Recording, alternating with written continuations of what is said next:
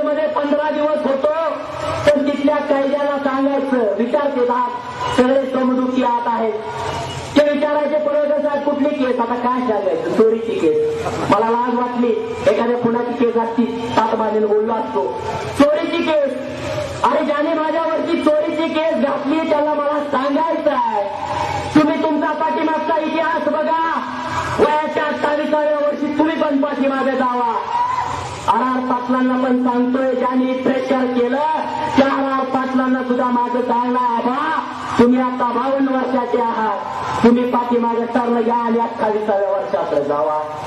की जेव्हा तुम्ही जिल्हा परिषद सदस्य होता, काँग्रेस भवनमध्ये फुकट झोपत होता, महात्मा फुले गांधी वसतिगृहामध्ये तुम्ही फुकटच्या रूम मध्ये झोपत होता, तेव्हा तुमचं वय 28 होतं. आणि ज्या गोपीचंद पडळकरवरती खोटी केस घातली त्याही गोपीचंद पडळकरचं वय 28 आहे. आणि मी माझ्या स्वतःच्या सवारी गाडीतून फिरतो तेव्हा तुम्ही फुकटच्या रूम मध्ये.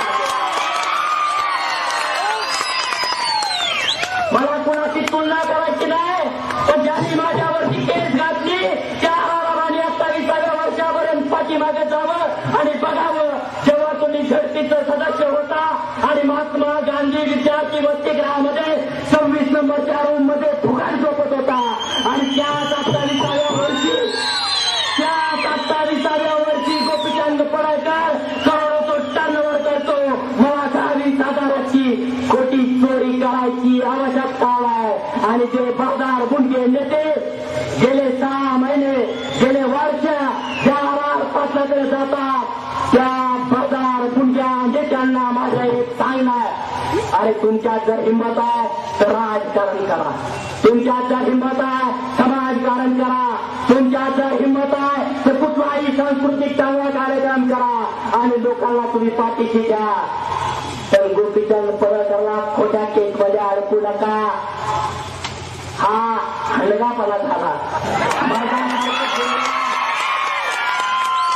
मर्दासारखे पुढे या. गोपीचंद पडळकरला आयुष्याची काय